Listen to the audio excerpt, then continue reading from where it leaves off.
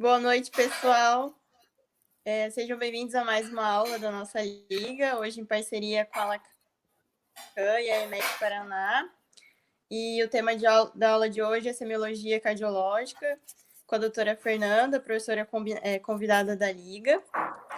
E queria desejar para vocês uma boa aula a todos. E durante a aula vai ser enviado no chat o link da EMED para certificação, para emitir o certificado depois. E as dúvidas podem ir mandando no chat ou no final da aula.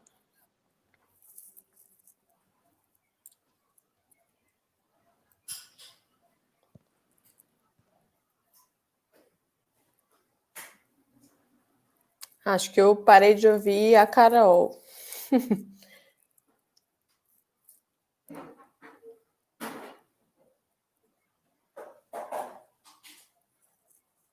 Posso começar? Nossa, é muito estranho isso aqui, gente.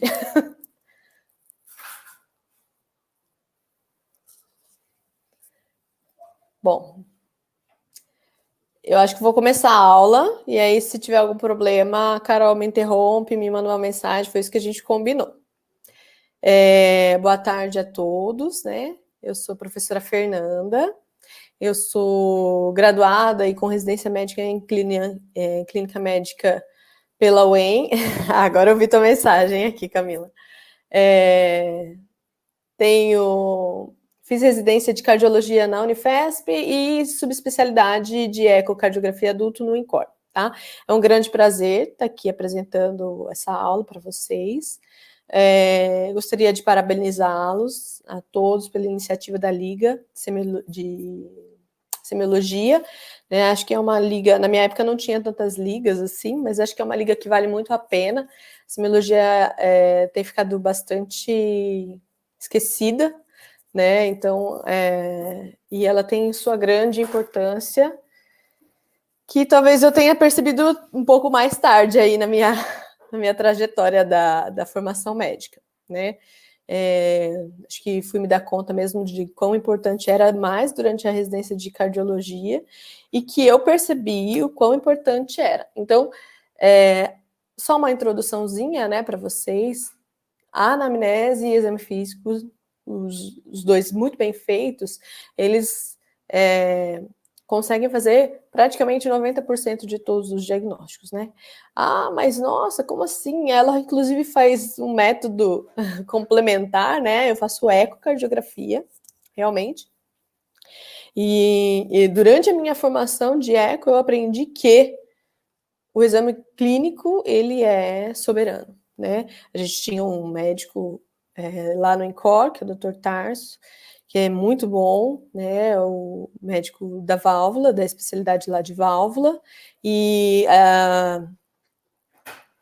a gente fazendo o exame dele, quando a gente procurava aquela estenose aórtica, que ele dizia que tinha e a gente não conseguia encontrar, a gente fazia de tudo, procurava janelas acústicas mais adequadas para achar, porque com certeza, pelo método, né, do exame físico e da anamnese dele, deveria ter. E realmente, quando a gente, depois de fazer muitas manobras, a gente encontrava aquela estenose aórtica importante ou não.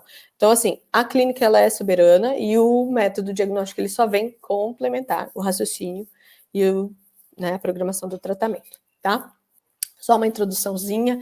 Eu havia combinado com a Carol que a gente ia dar mais ênfase na ausculta, porém, eu preciso, né, pelo menos dar uma passadinha nessa parte aqui, tá? Então, a anamnese, né, voltada para semiologia cardiovascular, ela não foge muito do padrão que vocês já conhecem, mas a gente tem algumas características, né?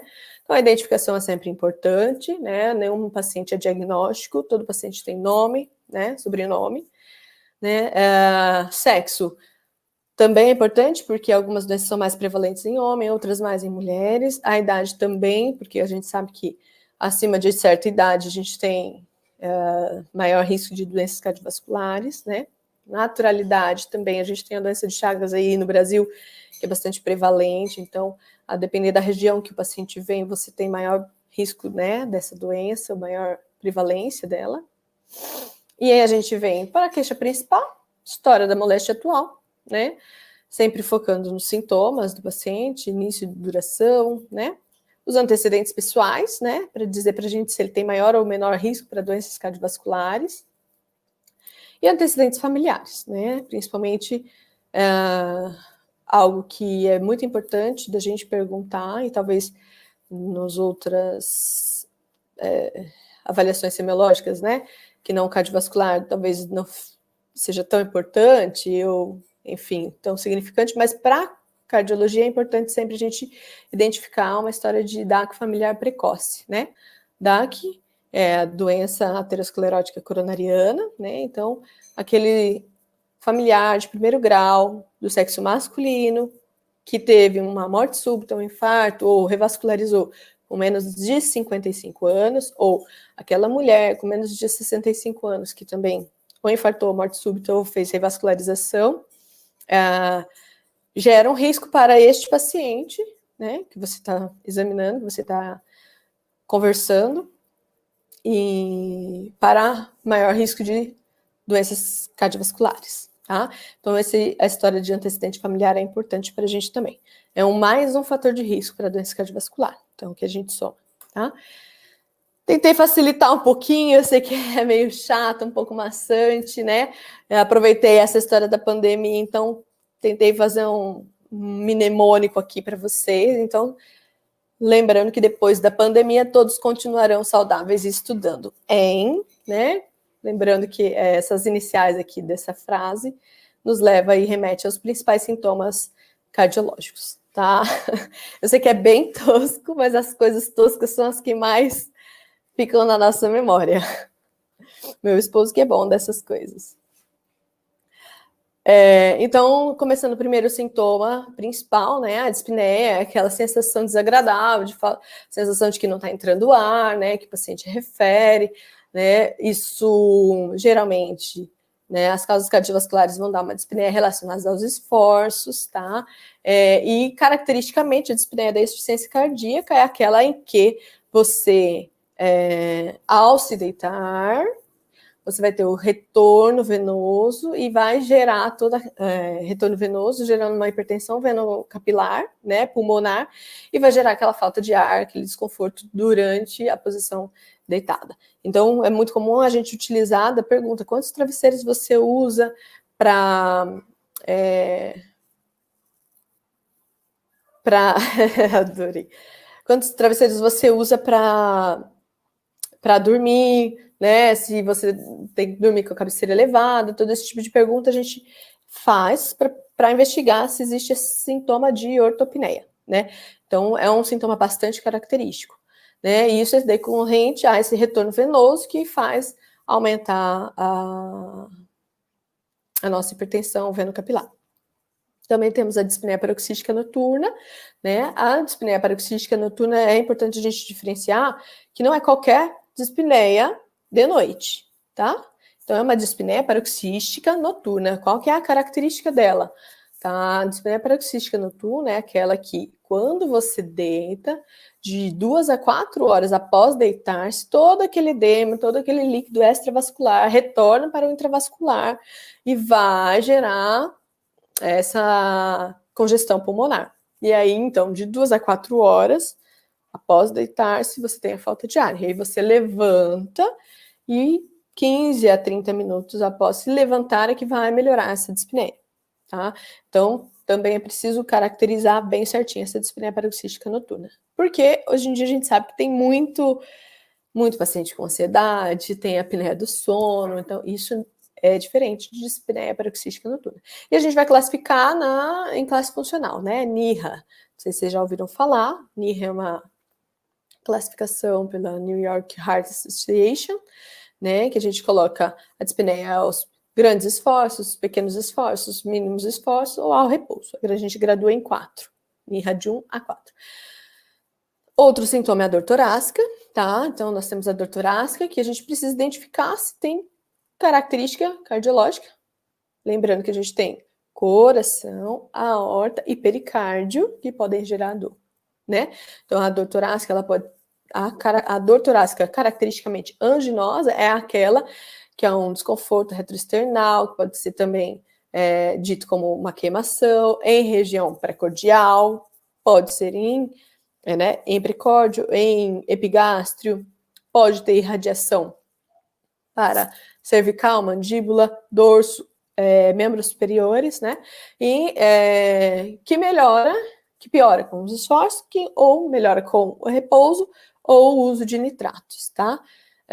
Quais são os seus sintomas associados, né? Vem com dispneia, vem com síncope, vem com palpitação, e também a classe funcional dessa angina, né? Se ela é o mesmo raciocínio da NIRA, né? Só que a gente classifica para angina, que é a classe funcional CCS. Então, aos grandes esforços, aos moderados pequenos, aos pequenos esforços e ao repouso, tá?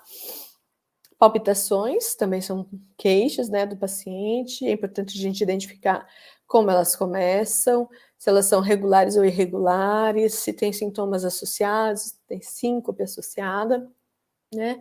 A tosse também é importante a gente diferenciar se tem característica, se tem sibilo, se tem história de asma, se tem outros sintomas que podem fazer a gente pensar em tireoidopatias, né? Tosse produtiva, tem característica de sinusite ou não, né? Cianose, que é aquela coloração azulada das extremidades, ela pode ser central, ela pode ser periférica, né? Central mais relacionado com derivações anatômicas ou com chuntos pulmonares, né? E a periférica mais relacionada com perfusão mesmo, né? Com baixo débito, enfim. A síncope também, né? Sintoma de síncope, em que a gente precisa identificar se tem sintomas prodrômicos, se essa síncope é liga-desliga, se ela é uma reumatissíncope ou é uma lipotímia, né? E outras causas, outros sintomas associados aí.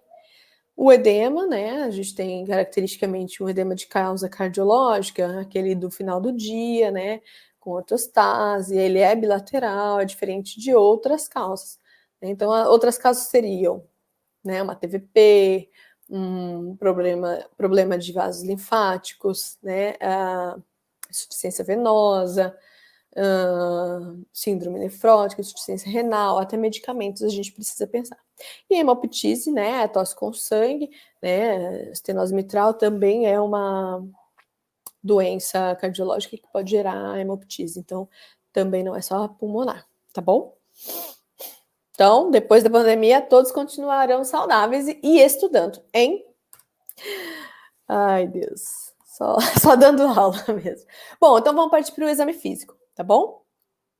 Por favor, eu estou acompanhando vocês no YouTube, se tiver, ou a Camila ou a Carol também, qualquer coisa que vocês quiserem, vocês podem me interromper, mandar mensagem ali, que se tiver o áudio legal, tá? Estou acompanhando. Então, vamos passar para o exame físico, né? Então, exame físico clássico, né? Inspeção, percussão, palpação e ausculta. Vocês vão ver que a percussão cardiológica é praticamente nula, né? Não temos... alguém perguntou se a aula vai ficar salva, eu não sei se eu preciso apertar alguma coisa para salvar, então vocês me avisem, tá? Que eu não estou muito acostumada com isso. Inspeção, palpação, percussão e ausculta. A percussão cardiológica ela é bastante falha, né? Pouco sensível para a gente identificar qualquer coisa no exame nas cardiopatias, tá? Então, vamos começar